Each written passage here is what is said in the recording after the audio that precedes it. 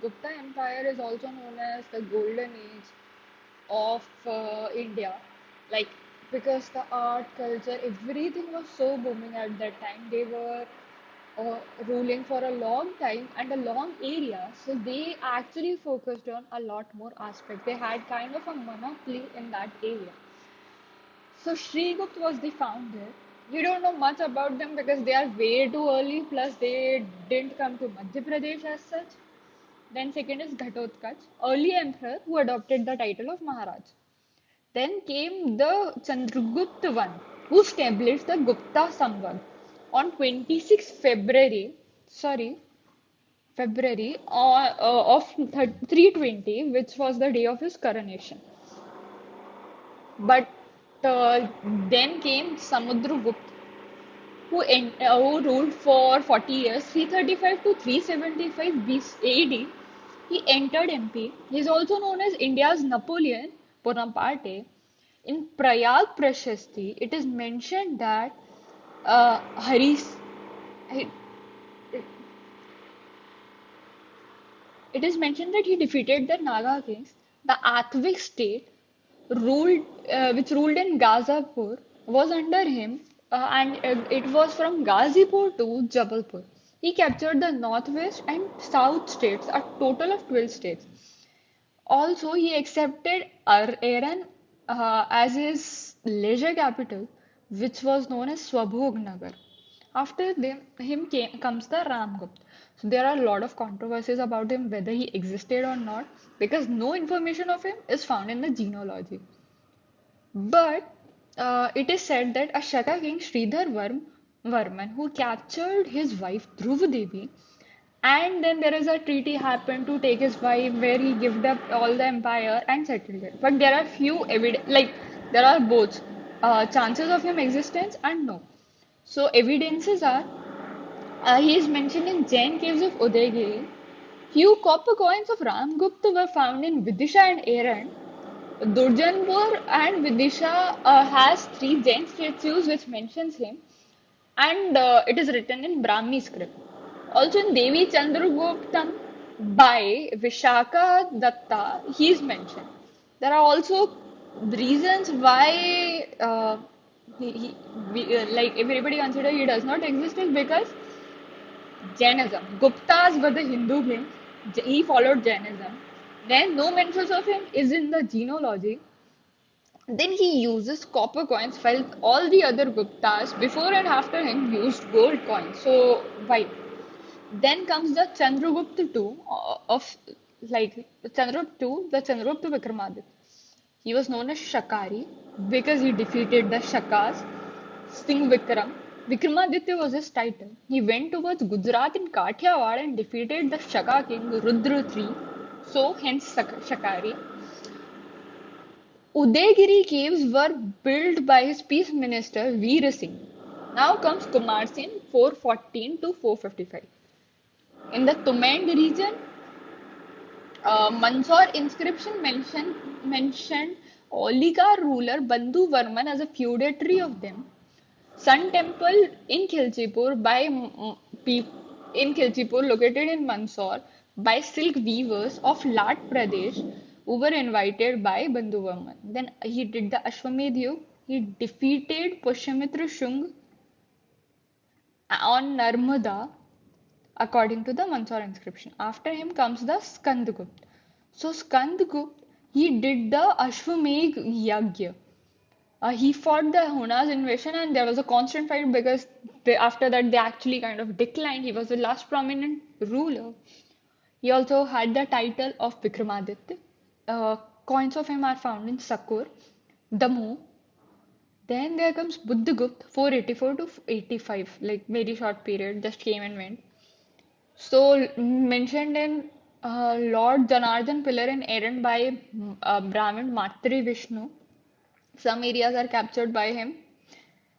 Some areas under him were captured by Hunas.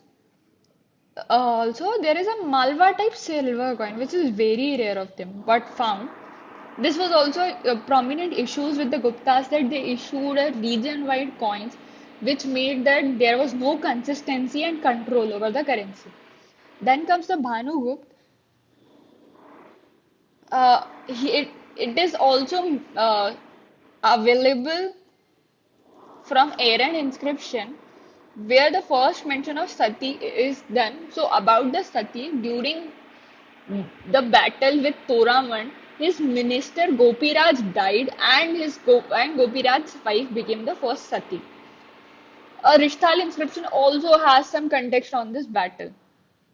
Now about the Gupta inscriptions, because two most important things they did was build early temples in India and inscriptions. So let's go into first inscriptions. Indar Bagh inscription, Sanchi inscription in Raisen, Udaygiri inscription in Vidisha, Tumand inscription in Ashoknagar, Aaron inscription in Sagar, and Supia inscription in Rewa. Now, important temples. So, Bodha temple in Sanchi, Parvati temple and Nachnakutra in Punjab, in Panna, Tigwa in Jabalpur, Shiv temple and Bhumra in Satna. About the architecture, so Samudragupta was a musician who played veena, which is very similar to lira in Vidisha. Vatsabhatti in Mandsaur inscription compares Dashpur Palace with Mount Kailash. Temple were, as we discussed, Bhumra, Tigra, Nachnakutra.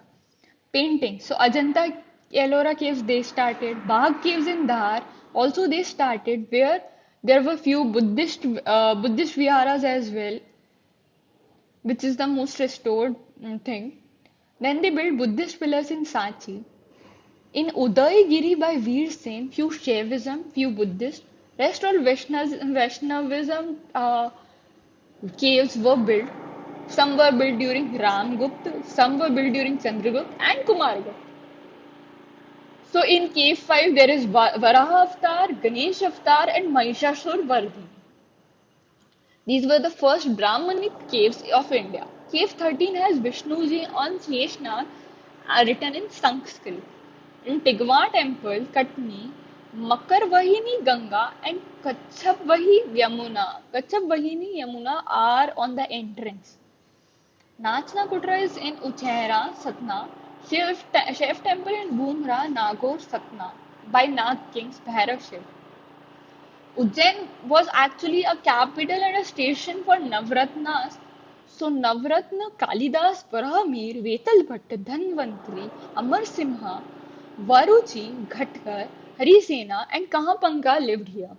After the fall of Guptas, so White Huns or the Hepladites had all the invasions and they captured small areas, and also a lot of local kings captured.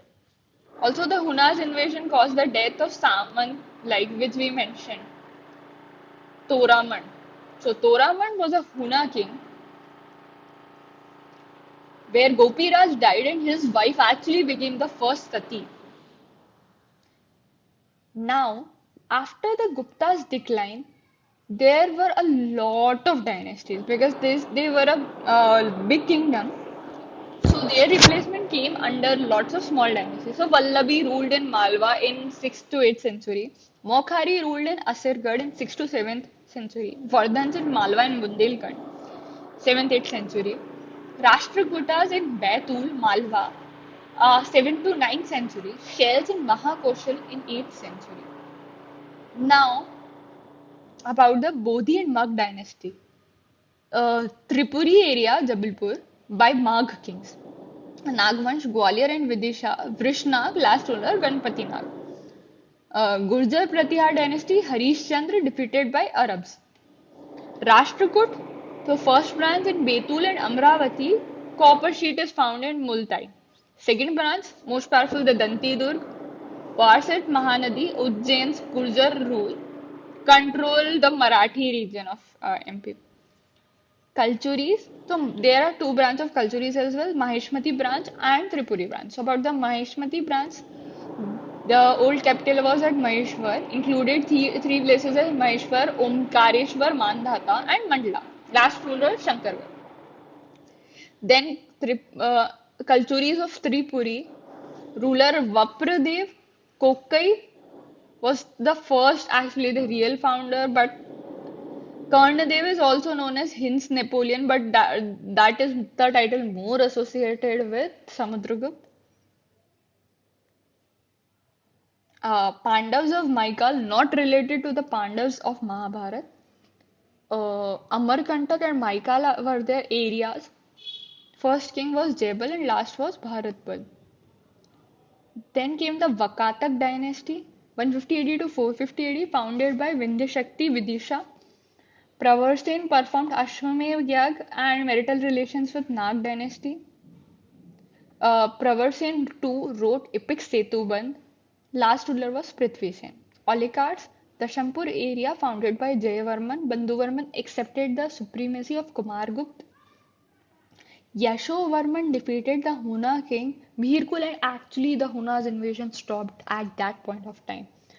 Then the name Malwa was given by Oligarchs. We are going to study this in much more detail. Then the Pravajrak dynasty in Panna and Bundelkhand, first king Devdai, prominent king Hastin, whose inscriptions are found in Kho, Jabalpur and Majgawa. Uchkalpa dynasty on Ujjaina, Satna, neighbors of Pravajrak, Oday to Sarvanath, not very important. Shell dynasty, western part of Mahakosha. First king Srivardhan, last king Pattuvardhan.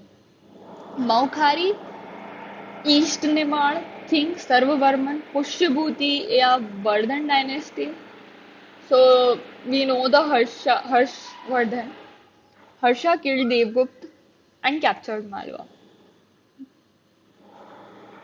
Now there were other dynasties which actually came much later. So we are going to study this as well on time to time. But this is a very quick overview on that.